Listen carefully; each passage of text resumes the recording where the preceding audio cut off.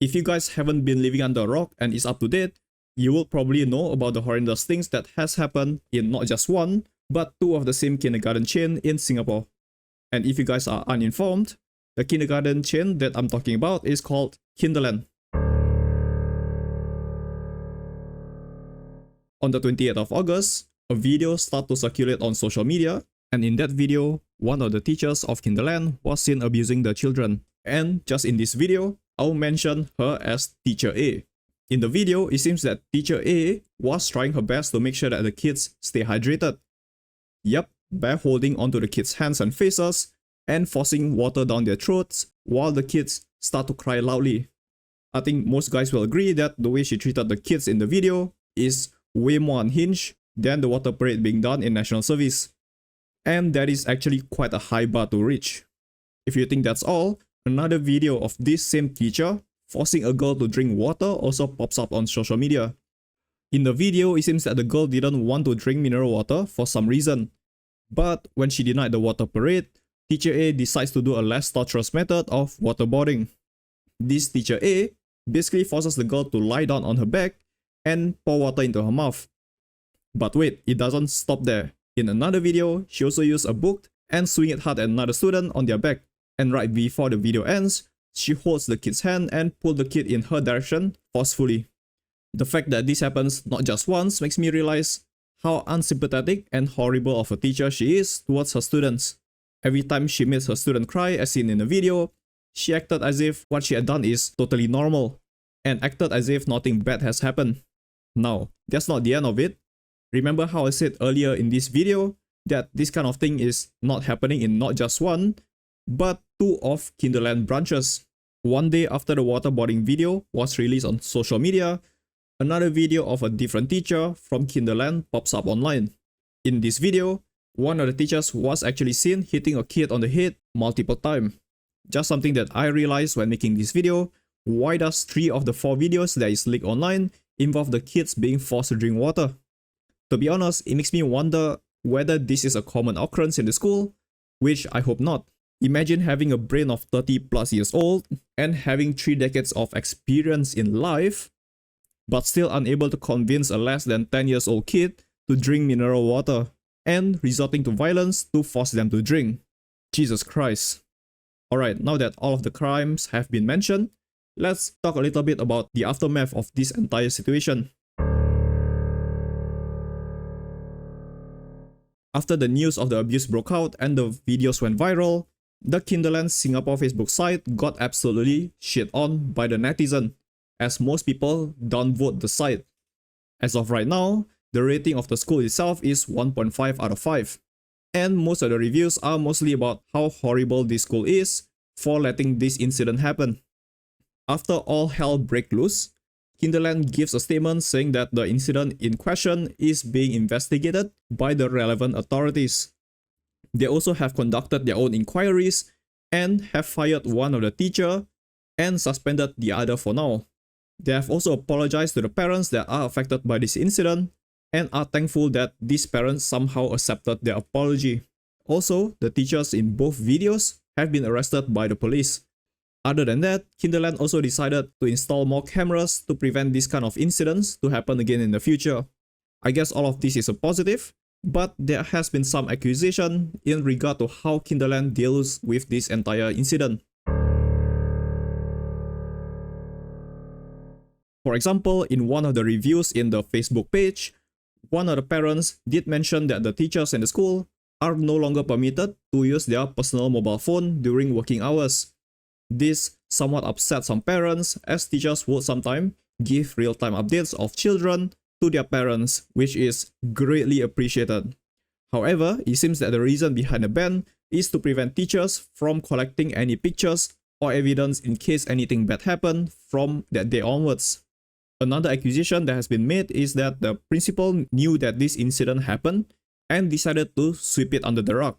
In the press release made by Channel News Asia, Teacher B, who was the person recording the video, was actually a new staff member, and Teacher A, who was the teacher shown in the first video, was a long-time staff member. After the incident was recorded, Teacher B said that she informed the preschool principal about the incident however did not decide to mention the video that she had recorded. Because the accusation was made without any evidence, the principal does not really believe Teacher B, as Teacher B was apparently a new staff member, while Teacher A has been in the preschool for a long time and also have a good track records. Because of this, the principal does not follow through with any action, even though it was a very serious accusation. Lastly, in the articles released by Channel News Asia, it seems that the parents were informed of the situation before the circulation of the video. Kinderland Disciplinary Inquiry addressed the issue with Teacher A and decided to give her counseling instead of suspending her, or even better, firing her on the spot. At first, the parents accepted their apology, as Kinderland convinced parents involved that the issue was not a big deal, as no physical harm was done. And basically, what Kinderland is doing here is to downplay the entire situation. However, once the video got released into the public, these parents were actually shocked, as they only thought that Teacher A were only being firm to their children and that's it. Now, let's talk about the hero of this incident, Teacher B, or so I thought. I am sure there are some people that assume Teacher B is the hero of the entire incident. However, instead of revealing the evidence to the public, principal, or to the police, she decided not to release the footage at all right after they were filmed. The reasoning behind this? Well, she didn't want to put her job at risk. Personally, I think that she basically failed being a teacher, as she put herself first instead of the more vulnerable children in the school.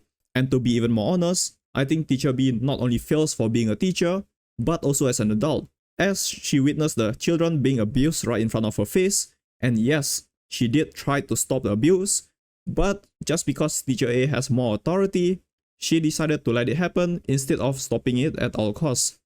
To the public's eye, it seems that Kinderland was trying to downplay the situation and was only forced to fire Teacher A once the video got viral. Teacher B was trying to save herself first instead of helping the kids that got abused. And of course, the children themselves that got abused in the school. Unfortunately, one of them may have developed trauma, as one of the children woke up screaming late at night, the parent said in the interview with Channel News Asia. Let me know what you guys think of this entire situation. If you like this kind of video, give it a like and maybe subscribe if you like this kind of content. Just when I'm editing this video, it seems that Teacher A was placed in IMH right after being arrested. When she appeared in court, her lawyer said that one of the reasoning to why she behaved that way was because of the COVID-19 pandemic, which I think make her felt very stressed and hence unable to make correct judgment in her behavior. Like, what the actual freak is that reasoning?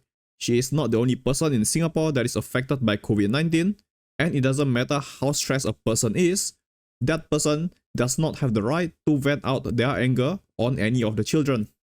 On the Mothership article, it was mentioned that the possible punishment that she will receive is either a jail time of up to 8 years, a fine of $8,000, or both. When you think that the action of Kinderland can't get any worse, they decided to release more statement on why they are banning teachers from using personal mobile phone in the school.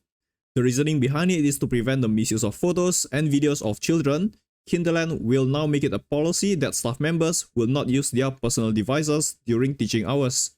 On the last sentence, it said, "We hope that these measures will better protect all." But let's be real here. I know it, you know it, everybody knows it. These rules are done only to protect the reputation of the company or the management to prevent any future leakages.